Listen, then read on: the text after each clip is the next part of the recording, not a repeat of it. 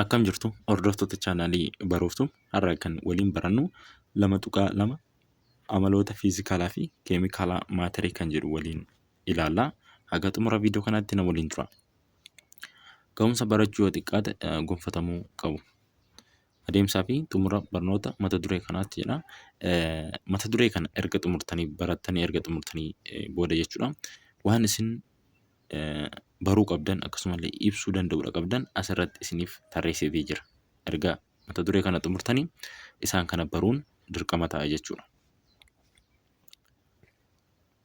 Itti aansuudhaan amaloonni fiizikaalaa fi keemikaalaa maatarii maaliif fayyadu jedha. Deebii isaa argachuuf kana mee waliin haa ilaallu. Amalootni fiizikaalaa fi keemikaalaa maatarii faayidaan isaanii inni guddaan maatarii addaan baasuu fi addeessuudha. Egaa maatarii addaan baasuu maatariin maal akka ta'e hubachuudhaaf jechuudha. Amaloonni fiizikaalaa fi keemikaalaa maatarii faayidaan isaanii inni guddaan maatariin addaan baasuu fi addeessuudha. Amaloonni wantoota qabiyyee maatariin tokko of keessaa qabu irratti hundaa'a. Amaloonni wantoota qabiyyee maatarii tokko of keessaa qabu irratti hundaa'a. Amaloonni wantoota iddattoo maatarii tokko kan biroo irraa adda baasuuf kan itti fayyadamnudha. Amala isaa jechuudha. Amala kan inni tokko qabu kan inni maatariin kan biroo hin qabu jechuudha. Kanaaf amaloonni wantoota iddattoo maatarii tokko kan biroo irraa adda baasuuf kan itti fayyadamnudha. Maatarii kan magneeziyeemii fi kan almuuniyeemii garagara hundumtuu garagaradha jechuudha. Wantoonni amaloota mataa isaanii kan wanta biroo irraa ittiin adda ba'an qabu. Saayintistoonni wantoota addaan baasuuf amaloota bakka lamatti ramaduun qo'atu.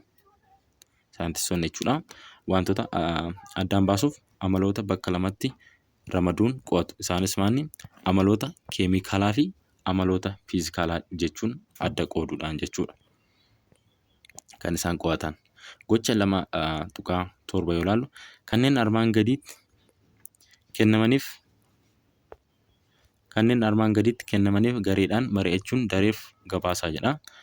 Wantoota akka ashaboo nyaataa, sukkaara, alkoolii, bishaanii fi waraqaa yoo siif kennaman wantoota kanneen akkamitti addaan baafatta?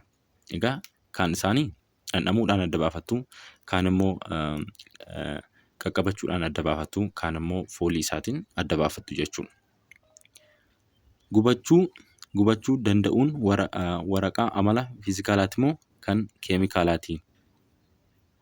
Amala maaliiti jechuudha? Amala keemikaalaati. Maaliif jedha? Egaa duubatti deebi'uu hin danda'u gara waraqata sanaatti duubatti deebi'uu hin danda'u jechuudha. Kanaaf amala keemikaalaa jenna. Fakkeenya amaloota fiizikaalaa kennaa. Amaloota fiizikaalaa fakkeenyaaf yoo fudhattan cabbii yoo baqsitan yookiin yoo gara dhangala'ootti gara bishaaniitti yoo jijjiirtan kun amala fiizikaalaati jechuudha. Akkasumallee dhangala'oo bishaan jechuudha gara gaaziitti yoo jijjiirtan yoo danfistan jechuudha. Maanni suni yoo hurkisiiftan jechuudha. Dhangala'oo inni amala fiizikaalaati. 2.21 amaloota fiizikaalaa jedha. Amaloota fiizikaalaa waliin ilaalla. Amaloonni fiizikaalaa maatarii amala akkamiiti? Deebii argachuuf kana waliin haa ilaallu. Amaloonni maatarii maalummaa fi qabiyyee maatarichaa osoo hin jijjiirin daawwatamuu yookiin safaramuu danda'an amaloota fiizikaalaa jedhamu. Osoo maal isaan jijjiirin maalummaa isaa fi qabiyyee maatarichaa osoo hin jijjiirin jechuudha. Daawwachuu fi safaruun danda'amnaan maal jettu jechuudha? Amaloota fiizikaalaa jettuun jechuudha. Fakkeenyaaf waraqata wayii osoo harka keessaniin ciccirtanii xixiqqeessanii maanni kun amala fiizikaalaati jechuudha.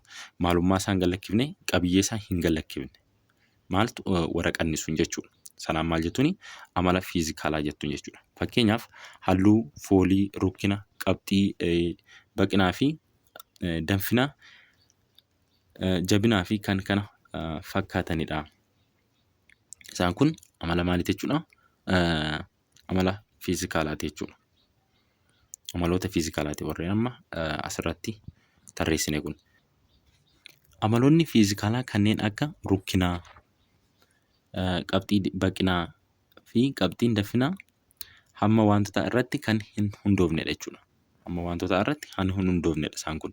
Rukkinni, qabxiin baqinaa, qabxiin danfinaa isaan kun hamma wantoota irratti kan hin hundoofnedha. Kan hamma wantoota irratti hundaa'an kan akka eenyu fa'i? Hangaa fi qabee fa'i jechuudha. Amaloota fiizikaalaa kanneen akka hangaa fi qabee hamma wantoota irratti kan hundaa'anidha jedha. Ishii kanaan dagatiina. Taasisuudhaan gocha 2.8 ilaalla. Kanneen armaan gadii irratti gareedhaan mari'achuun yaada irratti walii galtan dareef gabaasaa jedha. Amaloota fiizikaalaa kanneen akka foolii, halluu, dhandhama, qabxii danfinaa, qabxii baqinaa, rukkinaa fi bulbulummaan yoo siif kennaman amaloota fiizikaalaa armaan olii keessaa kan safaramuu danda'u isa kamii? Kan safaramuu danda'u as keessaa isa kam jechuudha? Qabxii danfinaa, qabxii baqinaa fi rukkinadha jechuudha kan safaramuu danda'u. Foolii, halluu, dhandhama isaan jedhaman kun safaramuu. Asirratti bulbulumummaanis ni safarama. Bulbulummaan ni safarama. Warreen hin safaramne isaan kamii? Foolii, halluu, dhandhama isaan kanadha. Warreen safaraman ammoo qabxii danfinaa, qabxii baqinaa, rukkinaa fi bulbulummaadha. Isaan kun warreen safaramanidha jechuudha. Lammaffaan amaloota fiizikaalaa armaan olii keessaa kan qaama miiraan beekamuu danda'an isa kamii? Qaama miiraan kan beekuu dandeessan kan akka dhandhamaa, foolii, halluu isaan kana maaliin beektu jechuudha? Qaama miiraatiin jechuudha. Amaloonni fiizikaalaa wantoota gargar baasnee beekuuf nu fayyadu. Amaloonni fiizikaalaa wantoota haala armaan gadiitiin ramaduun danda'u isaan amaloonni fiizikaalaa wantoota gargar baasnee beekuuf nu fayyadu. Amaloonni fiizikaalaa wantoota haala armaan gadiitiin ramaduun ni danda'u. Amaloonni fiizikaalaa wantoota gargar baafnee beekuuf nu fayyadu. Amaloonni fiizikaalaa wantoota gargar baasnee beekuuf nu fayyadu. Amaloonni fiizikaalaa wantoota haala armaan gadiitiin ramaduu danda'u. Isaanis amaloota fiizikaalaa qaama miiraan adda bahan, faalkaalee fiizikaalaa, amaloota fiizikaalaa safaramuu danda'an yookiin hamma dhaabbataa qaban, dabarsuu ho'aa fi elektiriikii. Asirratti amaloota fiizikaalaa qaama miiraan adda baasnu kan jennu dhandhamuu ta'uu danda'a. Fooliidhaan ta'uu danda'a. Isaan kana faalkaalee isaanii jechuudha. Faalkaalee isaanii jajjaboo dhangala'oo gaazii isaan kana ta'uu danda'a. Amaloota fiizikaalaa safaruu danda'an yookiin hamma dhaabbataa qaban. Fakkeenya fudhattan qabxiin baqinaa cabbii hagamirrattidha. Qabxiin danfinaa isaa hagami kan jedhu jechuudha. Qabxiin danfinaa bishaanii 100 seentigireediidhamti. Isaan kun safaramuu danda'u jechuudha. Dabarsuu ho'aa fi elektiriikii. Shiboowwan ammaa dabarsuu ho'aa fi elektiriikiiti jechuudha. Isaan kun amala fiizikaalaati. Amaloota fiizikaalaa qaamolee miiraan adda ba'uu danda'an isaan yoo ilaallu, amaloonni fiizikaalaa qaamolee miiraan wantoota addaan baasuuf nu fayyadan foolii, halluu fi dhandhama. Isaan kun maali? Qaamolee miiraatiin adda baafna jechuudha. Halluu yoo ilaallu, halluun sababa wal quunnamtii wantootaa fi ifa gidduutti adeemsifamuun kan uumamudha. Wantoonni halluuwwan adda addaa qabaachuu ni danda'u. Halluuwwan kunneen wantoota adda addaa baasnee beekuuf nu gargaaru. Halluuwwan beekamoo ta'an diimaa, keelloo, cuquliisa, magariisaa fi kan kana fakkaatanidha. Kan egaa ija keenyaan ilaaluudhaan adda baafanna jechuudha. Halluuwwan adda addaa fakkii lama tuqaa tokko tokko irratti irraatii ilaaliidha. Akkuma asirratti argitan keelloo, burtukaana, diimaa, piinkii, hangaggoo, cuquliisa, magariisa jedhee kaayeeti jira. Halluuwwan adda addaati jechuudha. Isaan kan ija keessaniin ilaaltanii adda baastu jechuudha. Qaama miiraa keessaniin ilaaltanii adda baastu. Foolii immoo ilaallu. Fooliin amala wantoota fuunfachuun wanticha adda baasuuf gargaara. Jechoonni foolii ibsan kanneen akka urgaa'uu, ajaa'aa yookiin ajaa'aa fi kan kana fakkaatanidha. Fakkeenyaaf burtukaanni ni urgaa'a. Foon alaa'e ni ajaa'a. Bishaan foolii dhabeessa. Bishaan yeroo fuunfattan foolii hin qabu. Egaa funyaan keenyaan adda baafanna jechuudha qaama miiraa keenyaan. Of eeggannoo jedha. Wantoota summaawaa fi balaa fiduu danda'an fuunfachuun dhorkaadha. Kan akka beezii ta'uu danda'a, kan akka asiidii ta'uu danda'a. Warreen summaawaa fi balaa fiduu danda'an tasuma fuunfachuun dhorkaadha jechuudha. Dhandhamni amaloota fiizikaalaa wantoota adda baasuuf gargaaran keessaa isa tokkodha. Dhandhamni jechoota akka mi'aawaa, dhangaggaa'aa, hadhaawaa, kuraawaa fi kan kana fakkaataniin ibsamuu danda'a. Fakkeenyaaf sukkaarri ni mi'aawa, loomiin ni dhangaggaa'a, ashaboon nyaataa ni kuraawa. Kan egaa arraba keenyaan kan nuti adda baafannu jechuudha. Qaama miiraa keenyaatiin jechuudha. Of eeggannoo jedha asirratti. Wantoota summaawaa fi balaa fiduu danda'an dhandhamuun dhorkaadha. Balaa waan nurraan geessaniif jechuudha. Faalkaalee fiizikaalaa. Faalkaaleen fiizikaalaa akkaataa wantoonni haala murtaa'e keessatti itti argamanidha. Faalkaaleen fiizikaalaa akkaataa wantoonni haala murtaa'e keessatti itti argamanidha. Faalkaaleen fiizikaalaa maatarii sadan jajjaboo, dhangala'oo fi gaaziidha. Faalkaaleen isaanii egaa jajjaboo, dhangala'oo, gaaziidha. Faalkaaleen amaloota fiizikaalaa kan wantoota gargar baasnee beekuuf nu fayyadan keessaa tokkodha. Fakkeenyaaf bishaan tempereechara dareetti faalkaa dhangala'ootiin argama. Tempereechara dareetti egaa bishaan maaliin argama? Faalkaa dhangala'ootiin argama jechuudha. Tempereecharri isaa immoo baay'ee kan gadi bu'u taanaan 0 seelisheesidha irraa kaasee gara gadiitti jechuudha. Kana taanaan immoo maal jechuudha? Jajjaboo ta'a jechuudha. Amaloota fiizikaalaa safaramuu danda'an, warreen safaramuu danda'an. Amma kan nuti ilaalaa turre warreen safaramuu hin dandeenyedha. Warreen safaramuu danda'an immoo ilaallama. Amaloonni fiizikaalaa wantoota tokko tokko meeshaalee adda addaa fayyadamuun safaramuu ni danda'a. Amaloonni fiizikaalaa wantoota tokko tokko meeshaalee adda addaa fayyadamuun safaramuu ni danda'a. Amaloonni kunneen haala beekamaa keessatti hamma dhaabbataa ta'e qabu jedha. Fakkeenya yoo fudhattan bishaan jechuudha. Qabxiin danfina isaa 100 seelisheesii irrattidha jechuudha. Kun haala beekamaa fi hamma dhaabbataa ta'e qaba jechuudha. Akka fakkeenyaatti qabxii qorrinaa qabxii baqinaa, qabxii danfinaa, rukkinaa fi bulbulamummaa kaasuun ni danda'ama. Isaan kun amma maqaa dhoofne hunda isaanii kun jechuudha warreen amaloota fiizikaalaa safaramuu danda'an jechuudha. Amaloonni fiizikaalaa kunneenis wantoota addaan baasnee beekuuf baay'ee barbaachisoodha. Qabxii qorrinaa yoo ilaallu,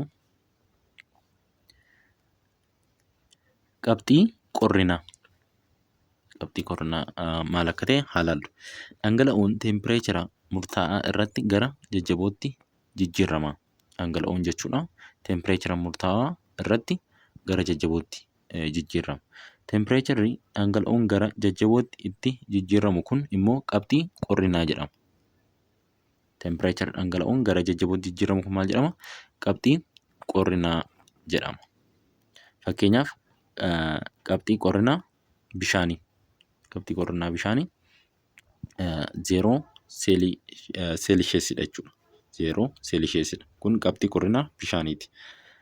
Kana jechuun bishaanirraa gara jajjabootti yeroo jijjiiramu jechuudha. Gara cabbiitti yeroo jijjiiramu.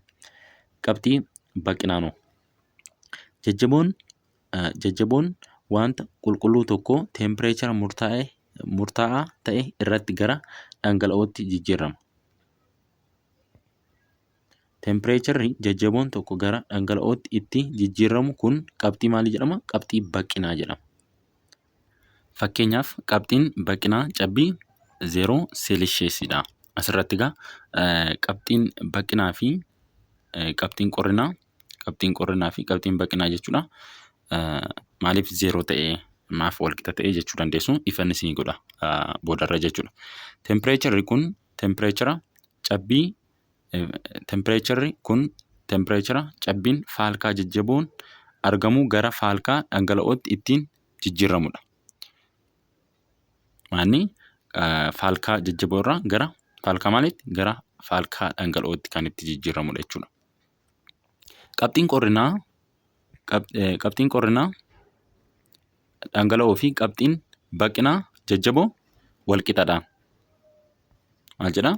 Qabxii qorrinaa dhangala'oo fi qabxiin baqinaa jajjaboo walqixadha. Meeqadha jechuudha?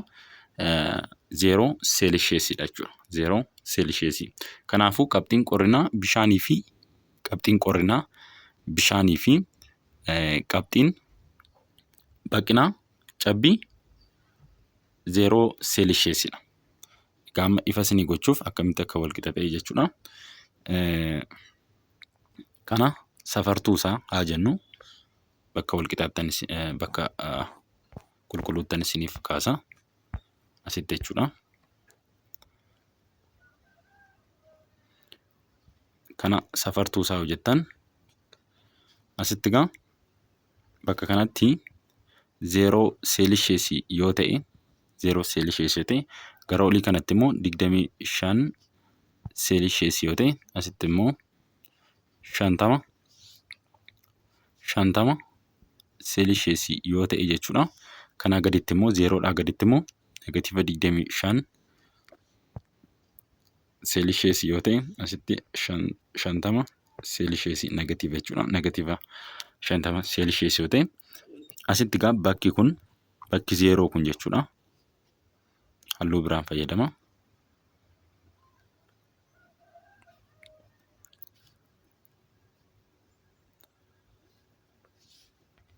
Bakka kanatti jechuudha. Bakka kanatti egaa qabxiin baqinaa fi qabxii qorrinaa fi qabxii baqinaa asitti walqixa egaa. Kanaatii olitti 0dhaa olitti jechuudha. 0dhaa kaasee haga olitti jechuudha. Gara olitti qabxii maaliiti? Qabxii baqinaa cabbiiti. Qabxii baqinaa cabbiiti. Kanaatii gaditti immoo jechuudha. 0dhaa gaditti immoo jechuudha. Qabxii maalidha jechuudha? Qabxii qorrinaati jechuudha. Asitti kun qabxii kan qorrinaa. Qabxii qorrinaa bishaanii. Kun kanaatii olitti immoo 0dhaa olitti immoo jechuudha. Qabxii maaliiti? Qabxii maaliiti jechuudha? Qabxii bishaaniiti jechuudha. Asirratti walqixa kan jenneef kanaafidha. Ifadha jedhee yaada. Kan ifa isin hin taane koomentii jalatti naa barreessuu hin dagatinaa.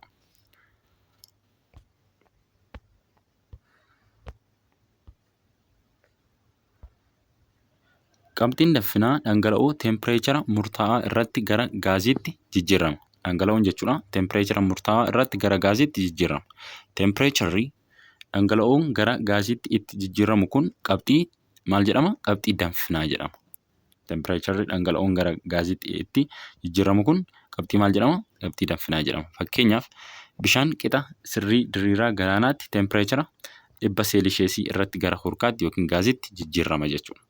Bishaan jechuudha sirrii qixa sirrii diriira galaanaatti teempireechara 100 seelisheesii irratti gara hurkaatti jijjiirama jechuudha.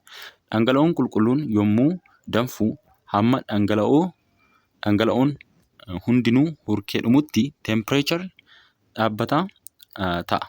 Teempireecharri dhaabbataa ta'a yookiin hin jijjiiramu. Egaa hamma wantichi hurkee dhumutti jechuudha. Teempireecharri dhaabbataa ta'a yookiin hin jijjiiramu jechuudha. Gocha 2.9 yoo ilaallu kanneen armaan gadii irratti gareedhaan mari'achuun yaada irratti walii galtan dareef gabaasaa jedha.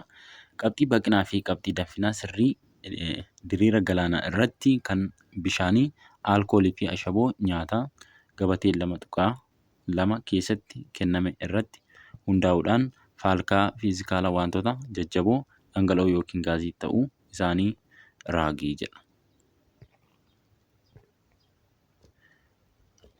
Bishaan maanni bishaan 0 seelisheesii irratti 0 seelisheesii gaditti jechuudha. 0 seelisheesii gaditti. Asigaa bakki kun 0 seelisheesii yoo ta'e jechuudha. Kanaatii gaditti kana jechuun negatiiva keessa yeroo seenu jechuudha. Negatiiva keessa yeroo seenu negatiiva 25 fa'aa. Negatiiva 25 seelisheesii 10 negatiiva 10 seelisheesii yeroo ta'u jechuudha. Maanni negatiiva 10 seelisheesii yeroo ta'u maal ta'a jechuudha? Dhangala'oodha moo gaaziidha moo jajjaboo ta'a? Maal ta'a? Jajjaboo ta'a. Cabbii ta'a jechuudha. Jajjaboo jettu. Jajjaboo ta'a asitti. Aalkoolii. Aalkooliinoo? Aalkooliin immoo maanni kanaatii olitti maal ta'a? 79 seelisheesii 79 seelisheesii olitti immoo maal ta'a? Gaazii ta'a jechuudha. Gaazii ta'a. Gaaziidha kan inni ta'u. Ashaboo nyaataa. Ashaboo nyaataa 801 seelisheesii gaditti.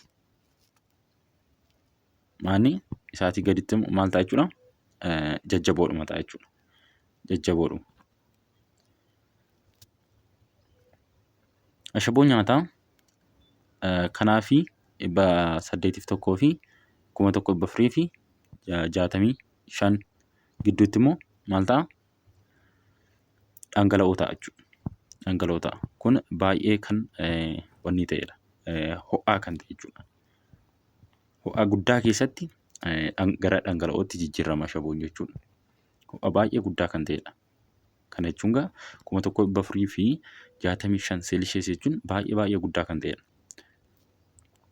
Dheera kan jiru immoo bishaan kanaa fi kana gidduutti 0 fi 0 seelisheesiidha hanga 100 seelisheesii. Kunoo inni dhangala'oodha jechuudha. Dhangala'oo. Kana gidduutti dhangala'oo irratti argama. 100 fi 100 irraa kaasee 100tii olitti immoo jechuudha. 100 seelisheesii 100 irraa kaasee jechuudha. Isaatii olitti immoo maal ta'a? Gaazii ta'a jechuudha. Gaazii ta'a. Asirraa gabatee kanarraa akkuma ilaaltan qabxii baqinaa fi qabxii danfinaa wantoota adda addaa. Bishaan qabxii baqina isaa 0 seelisheesiidha. Qabxiin danfinaa isaa 100 seelisheesiidha. Aalkooliin immoo ittaan oliin jechuudha. Qabxii baqinaa isaa. Qabxiin baqinaa isaa negatiiva 117 seelisheesidha qabxiin bal'inaa isaa jechuudha. Qabxiin danfinaa isaa immoo 79 seelisheesidha. Ashaboo nyaataa qabxiin bal'inaa isaa 108 seelisheesidha. Qabxiin danfinaa isaa immoo 1465dha jechuudha. Kun qabxii danfinaa isaati. Asirraa seeraan ilaaltanii samma gunde kanayyuu irra deebitanii ilaaluu dandeessu jechuudha. Bishaan kanaatii gaditti maal ta'a? Jajjaboo moo dhangala'oodha? Jajjaboodha jechuudha. Jajjaboodha. Alkoolii yoo ilaaltan qabxiin bal'inaa isaa negatiiva 117dha. Kan bal'inaa isaa jechuudha. Kan bal'inaa isaa 117. Asitti maal ta'a jechuudha? Gaazii ta'a. Gaazii ta'a jechuudha asitti. Gaazii ta'a. Maaliif asitti qabxiin danfinaa isaa 79tii olitti gaazii ta'a jechuudha. Itti aansuudhaan rukkina haa ilaallu. Wantoonni hundinuu bakka qabatu. Wantoonni hundinuu jechuudha bakka ni qabatu. Bakki isaan qabatan kunis maal jedhamee waamama? Qabee jedhama jechuudha. Rukkinni hanga wantichaa qabee isaatiif hiruun kan argamudha. Rukkinni jechuudha hanga wantichaa irra maaliif hirtu? Qabee wantichaatiif hirtu jechuudha. Sana booda rukkina isaati jechuudha. Hanga wantichaa irra qabee isaatiif hirtan maanni? Rukkina wantichaati jechuudha. Hanga wantichaa yoo giraamaan ta'ee fi qabeen miililitiraan kennama. Hanga wantichaa giraamaa yoo ta'e jechuudha. Qabeen isaa immoo miililitiraan kennama. Yuunitiin rukkinaa giraam irra miililitiradha. Yuunitiin rukkinaa giraama irra miililitira ta'a jechuudha. Yeroo kana hanga wantichaa giraama ta'ee qabee wantichaa immoo miililitiraan yeroo nu kennamu yuunitiin rukkinichaa maal ta'a jechuudha? Giraam miililitira ta'a jechuudha. Giraama irra miililitira ta'a. Yuunitiin rukkinaa waal ta'an kiloogiraama irra meetira kiubiidha. Waal ta'an isaa immoo kiloogiraama irra meetira kiubiidha jechuudha. Rukkina jechuun hanga wantichaa irra qabee wantichaati. Rukkina jechuun maas over voluumiidha. Hanga irra qabeedha jechuudha. Rukkinni. Wanti qabee guddaa qabu jechuudha. Rukkinni isaa xiqqaadha.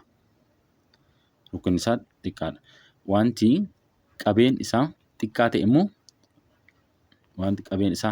immoo rukkinni isaa guddaadha jechuudha. Ishii kan akkasitti hubadhaa.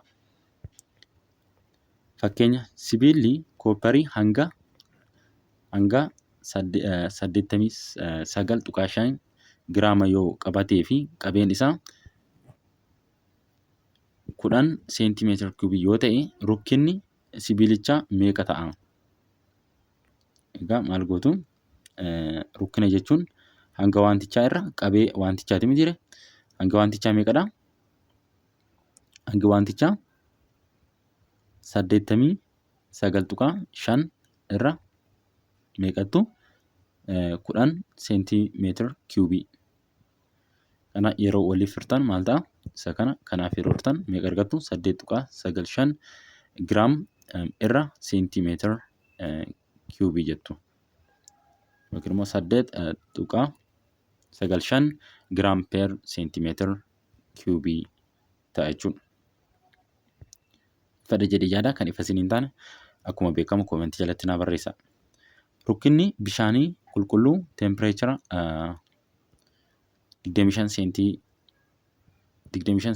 seelisheesii 25 seelisheesii irratti 0.998 giraam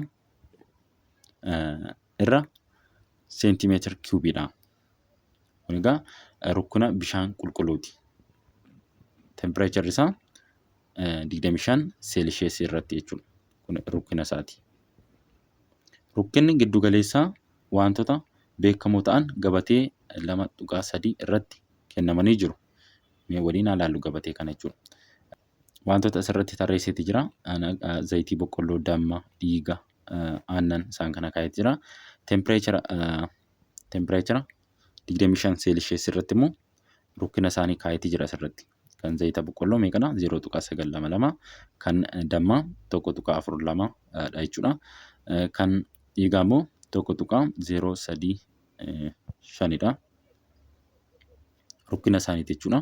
Kan aannanii immoo 1.03 dha jechuudha. Asirratti akkuma argitan kana. As keessaa kan eenyu caala? Kan dammaatu caala jechuudha. Baay'ee xiqqaan ta'e immoo eenyuti? Zayitiidha jechuudha. Zayitii boqqolloo. Rukkinni zayitii rukkina bishaaniitii gadi. Rukkinni zayitii jechuudha. Rukkina bishaaniitii gadidha. Yommuu zayitiin bishaanitti dabalamu bishaan jala oola. Zayitiin garuu gubbaatti hafa. Maaliif inni rukkina guddaa qabu maal ta'a jechuudha? Gad darba. Dhagaa fuutanii otoo bishaan keessanii maal ta'a? Dhagaan sun gad darba. Maaliif? Rukkina guddaa waan qabuuf jechuudha. Sababni isaa bishaan rukkina guddaa qabu baqqaana gara jalaatti yoo galu, zayitiin rukkina xiqqaa qabu immoo gubbaatti hafuun isaa fakkii 2.12 armaan gadii irraati ilaalii jedha. Akkuma argitan kunoo zayitiin gubbaarra kan inni taa'u jechuudha. Bishaan immoo gara gadiitti kan inni darbeeru jechuudha. Baqqaan isa gara gadiitti kan inni darbeeru. Osoo immoo fuutanii dhagaa fuutanii as naqxanii maal ta'a? Dhagaa fuutanii gad darba jechuudha. Zayitii biras bishaan biras gad darba. Maaliif? Rukkinni isaa waan guddaa ta'eef zayitiis ni caala, bishaanis ni caala. Gad darbee ta'a. Maaliif? Rukkinni isaa guddaa waan ta'eef jechuudha. Gocha 2.10 yoo ilaallu kanneen armaan gadii irratti gareedhaan marachuun dareef gabaasaa jira. Gaaffii tokkoffaan wanta tokko yookiin ulee mukaa walakkaatti yoo cabsite rukkinni isaa ni jijjiiramaa. Maaliif jedha? Ni jijjiirama moo hin jijjiiramu? Hin jijjiiramu jechuudha. Dura maal jenneeti turre? Gara olii ol deebinee yoo isin yaadachiisu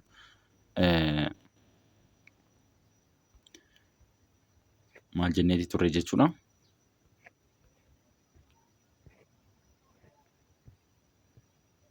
Maal jenneeti turre? Amaloota fiizikaalaa kanneen akka rukkinaa, qabxii baqinaa fi qabxii danfinaa hamma wantoota irratti kan hin hundoofnedha. Kan akka rukkinaa, kan akka qabxii baqinaa, qabxii danfinaa jechuudha. Hamma irratti kan hin hundoofnedha jechuudha. Hangi isaa haa xiqqaatus haa guddatus maani rukkina isaa irratti wanti inni dhiibbaa fidu hin jiru jechuudha. Rukkinni isaa dhaabbataadhuma, hin jijjiiramu miti. Qabxii baqinaan isaas illee akkasii, qabxii danfinaas akkasidha jechuudha. Maali? Wanta sana irratti hin hundaa'u. Wantichi haa guddatus haa xiqqaatus waan jijjiiramu miti jechuudha. Kan jijjiiraman immoo akka maaliiti? Kan jijjiiraman akka hangaa fi qabeedha jechuudha. Isaan kun hamma wantoota irratti kan hundaa'anidha. Yoo wantichi hammi wantichaa xiqqaate ni xiqqaata. Hangi ni xiqqaata, akkasuma qabeensaas ni xiqqaata. Yoo hangi wantichaa dabale qabeensaas ni dabala, hangisaas ni dabala jechuudha. Isa kana akkasiin hubadhaa.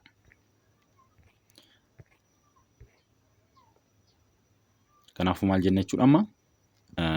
Hin jijjiiramu jechuudha.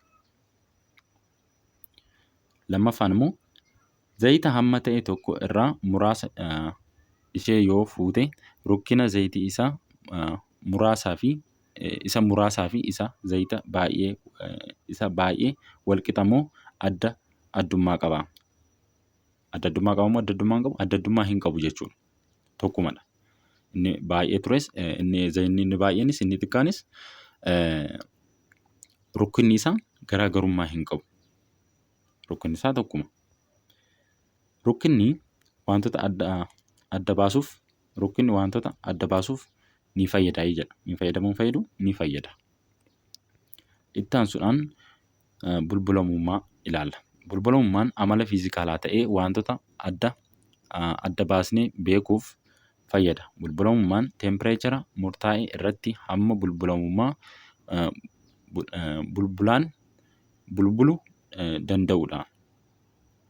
Hamma bulbulaan bulbuluu danda'udha. Fakkeenyaaf bishaan keessatti ashaboon yommuu bulbulamu warqiin garuu hin bulbulamu.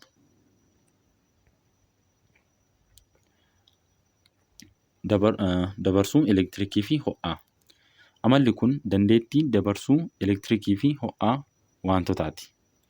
Dandeettiin akkasii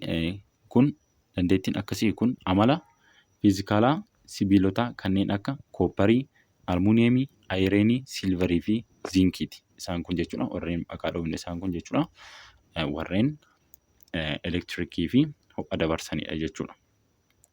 Amaloota fiizikaalaa isaanii irratti hundaa'uun wantoota adda baasuu jedha. Wanti hundi amala fiizikaalaa kan mataa isaanii qabu. Amalli kunis wanta tokko isa biroo irraa adda baasuuf fayyada. Wantoonni garaagaraa lama amaloota fiizikaalaa wal fakkaataa qabaachuu ni danda'u. Garuu amalootni fiizikaalaa isaanii hundi wal fakkaatoo ta'uu hin danda'an. Kan itti wal fakkaatan qabaachuu danda'u. Garuu guutummaatti wal fakkaachuu hin danda'an jechuudha. Yaalii armaan gadii irraa amaloota fiizikaalaa isaanii irratti hundaa'uun wantoota adda baasuun akka dandeessu ogummaa argatta. Yaalii kana gareen mari'achuun hojjedhaa jedha. Yaalii kana haa ilaallume. Yaalii 2.2 kana jechuudha. Mata duree isaa wantoota hin beekamne amala fiizikaalaa isaanii irratti hundaa'uun adda baasu. Kaayyoo yaalichaa amaloota fiizikaalaa wantoota tokko tokko qorachuu, meeshaalee fi keemikaalota barbaachisan isaan kan mana yaalii keessatti hojjechuu dandeessu yookiin laaboraatoorii keessatti jechuudha. Sukkaara, daakuu boronqii, daakuu walargii yookiin saalfarii, ashaboo nyaataa, bishaan, biikaroota 4, fal'aanaa fi mooqa jedha. Isaan kun warreen barbaachisan jechuudha yaalii kanaatiif warreen amma maqaa dhoofne kun jechuudha. Barsiisaa keessan wantoota hin beekamne 4 qubeewwan abcd'dhaan moggaasee isinii kenne. Wantoonni qubeedhaan moggaafaman kunneen sukkaara, daakuu boronqii, ashaboo nyaataa, waalgaa yookiin saalfarii ta'uu ni danda'a. Qajeelfama yaalii armaan gadii irratti hundaa'uun wantoota kanneen adda baasaa jedha. Yaalii kana yoo ilaallu akkaataa yaalichaa wantoota arfan qubee A irraa hanga D'tti kennaman qorachuun faalkaa fi halluu isaanii ilaalchisee waan hubatte barreessi. Kun egaa akkas isiniif himuun ni ulfaata. Mana yaalii keessatti otoo yaaltanii barsiisaa keessan gaafattanii caalatti ifa isiniif ta'a jechuudha. Haa ta'uutii dubbisaatii bira darbaa yoo mana yaaliin seentan ta'e jechuudha. Biikaroota 4 fudhachuun bishaan miiliiliitira 50 tokko isaaniitti naqi. Kana booda wanta qubee A'dhaan moggaafame fal'aana tokko biikarii isaa jalqabaatti wantoota qubee B'dhaan moggaafaman fal'aana tokko biikarii isa lammaffaatti akkasumas caafidaa isa sadaffaa fi arfaffaatti naqi. Makoota biikaroota arfan keessaa jiran mooqaan sochoosi waliin maki. Maal hubatte? Waan hubatte gabatee 2.4 keessatti barreessi. As keessatti barreessuu dandeessu jechuudha. Isin kutaa laaboraatoorii seentanii jechuudha. barsiisaa keessan waliin jechuudha.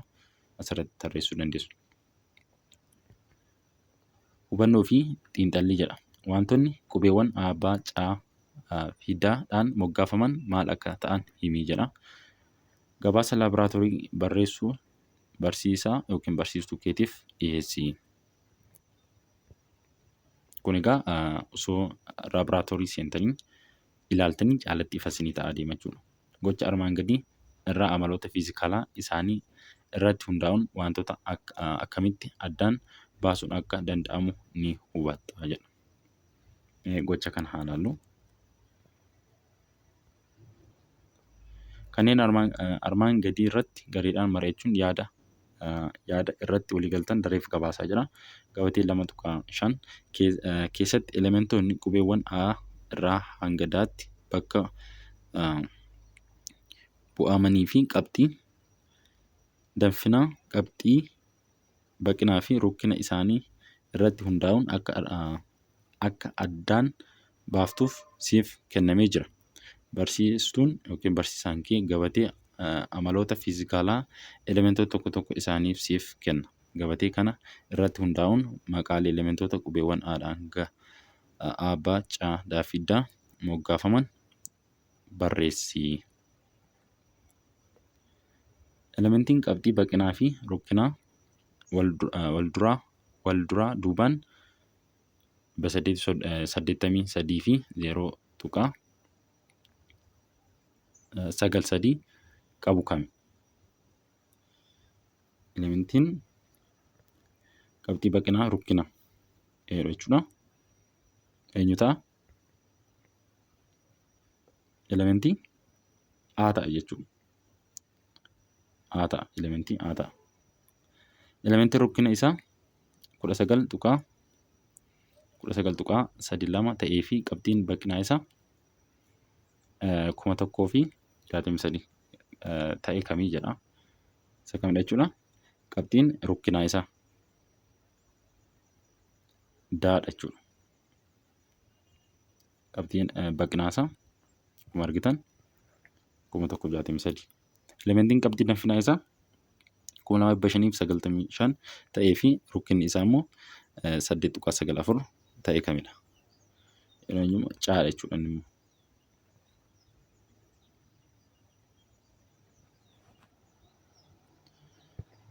Daarra kan jiru immoo elementiin qabxiin baqinaa isaa negatiiva 7.2 ta'ee fi rukkinni isaa 3.187 ta'e kamidha.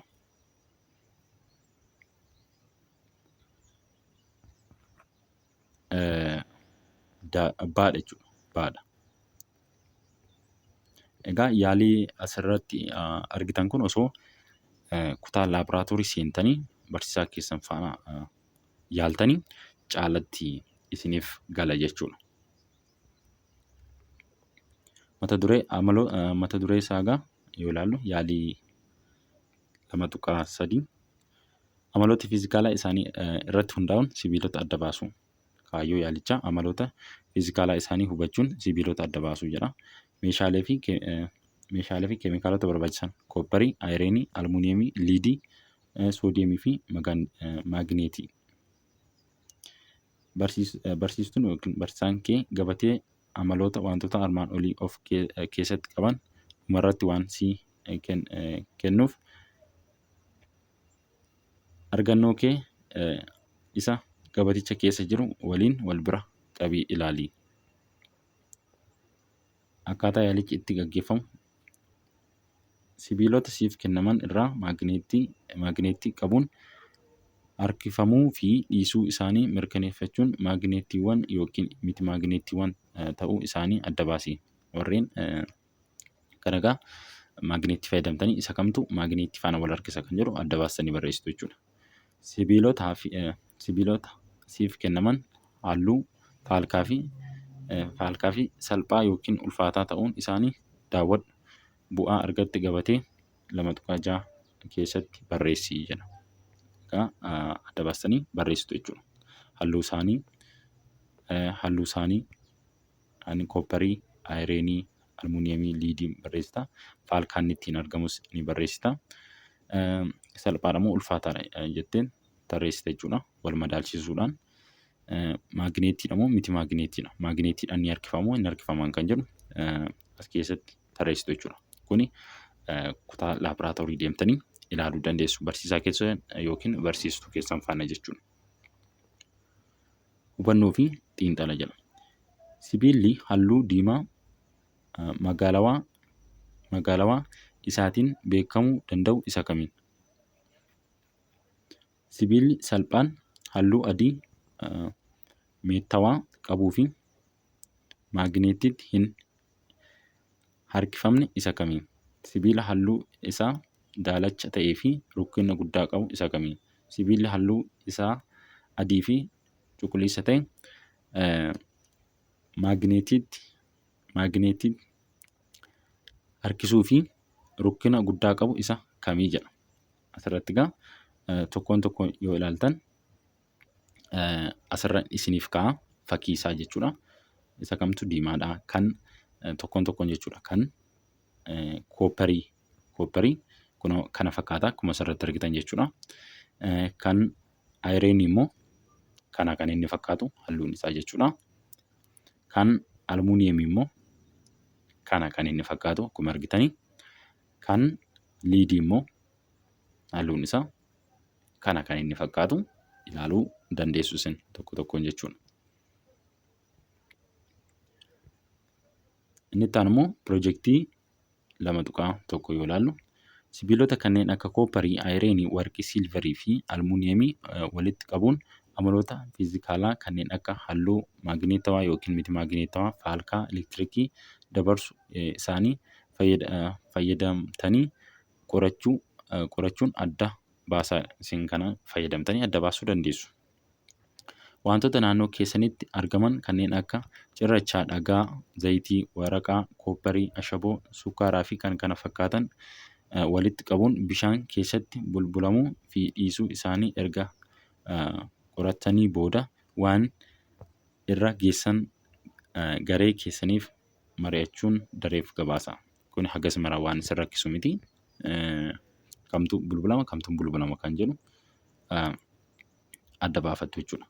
Egaa viidiyoon har'aaf qabanne kana fakkaata. Viidiyoo itti aanuun 2.2 amaloota keemikaalaa kan jedhu walitti deebina. Bakka gaaffii isin koomentii jalatti naaf barreessuu hin dagatinaa. Nagaan naa tura.